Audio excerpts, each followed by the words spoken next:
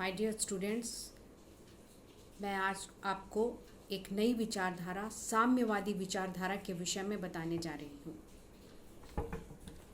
साम्यवाद अंग्रेजी भाषा के शब्द कम्युनिज्म का हिंदी रूपांतर है, जिसका प्रयोग विभिन्न अर्थों में किया जाता है। साम्यवादी कार्ल मार्क्स के विचारों के अनुयायी हैं और वे अपने आप को कार्ल मार्क्स के उपदेशों के सच्चे उत्तराधिकारी मानते हैं। साम्यवाद के सिद्धांतों की विवेचना कार्ल मार्क्स के कम्युनिस्ट मैनिफेस्टो में की गई है। उसमें साम्यवाद की परिभाषा बताते हुए कहा गया है कि साम्यवाद अपने शाब्दिक अर्थ में क्रांतिकारी प्रणाली का सिद्धांत है। यह उन सिद्धांतों को स्थापित करता है जिसके अनुसार पूंजीवाद से समाजवाद की ओर समाज अग्रसर होता है, और इसके दो अनिवार्य सिद्धांत हैं, युद्ध और सर्वहारा वर्ग की क्रांति, अर्थात हिंसात्मक ढंग से शक्ति का हस्तांतरण। हम जानते हैं कि आधुनिक साम्यवाद के मूल प्रवर्तक कार्ल मार्क्स हैं। कार्ल मार्क्स ने अपने सिद्धांत में कई नए विचारों को रखा है, जिससे सारे विश्व को एक नई विचारधारा मिली है। मार्क्स के अनुयायी आज भी विश्व में पाए जाते हैं। कार्ल मार्क्स की कई प्रसिद्ध पुस्तकें हैं, कम्युनिस्ट मैनिफेस्टो, दास कैपिटल आदि। हम जानते हैं कि यह मार्क्स के विचारों का ही प्रभाव है जिसने विश्व को दो भागों में बांट दिया, साम्यवाद और पूंजीवाद। अब हम साम्यवाद के आधारभूत सिद्धांतों को देखेंगे।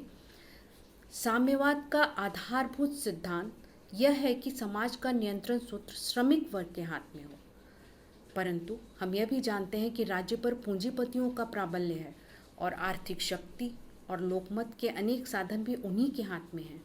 इसलिए श्रमिक वर्ग क्रांति के द्वारा ही राज्य पर अपना आधिपत्य स्थापित कर सकता है और पूंजीवाद के अवशेष को विनष्ट कर सकता है।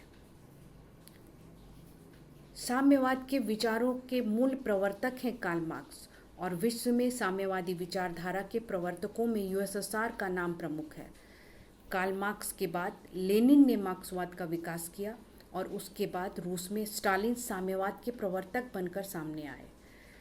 इन सबों के सम्मिलित विचारों के युग को हम साम्यवाद कह सकते हैं। साम्यवादियों ने साम्यवादी समाज की रचना की दो स्थितियां बताई हैं, अर्थात इन दो स्थितियों में साम्यवाद हमारे यहाँ आ सकता है। पहली स्थिति अंतरिम क्रांतिकारी अवस्था की है। मार्क्स के अनुसार पूंजीवाद को नष्ट करने के लिए श्रमिकों को क्रांतिकारी अवस्था से गुजरना आवश्यक है, तभी सर्वहारा वर्ग के अधिनायकत्व की स्थापना होगी। दूसरी स्थिति है वर्गहीन साम्यवादी समाज की स्थापना। पूंजीवाद के विनाश का अर्थ राज्य का विनाश है।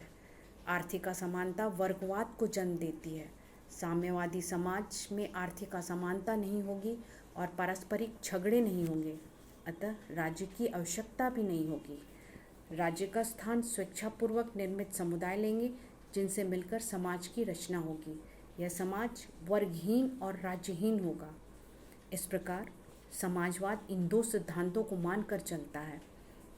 इसके बाद मैं आप लोगों को यह बताऊंगी कि साम्यवाद के प्रमुख विचारकों कार्ल मार्क्स, लेनिन, स्टालिन, माओ ने अपने अपने विचारों में साम्यवाद को क्या कहा और उन्होंने अपने किन बातों की विवेचना की। मूलतः हम इस बात को जान लें कि साम्यवाद एक ऐसी अवस्था है जिसमें संपत्ति सभी लोगों के बीच समान रूप से वितरित होती है, सभी लोग समान होते हैं और पूंजी पर किसी वर्ग विशेष का आधिपत्य नहीं होता।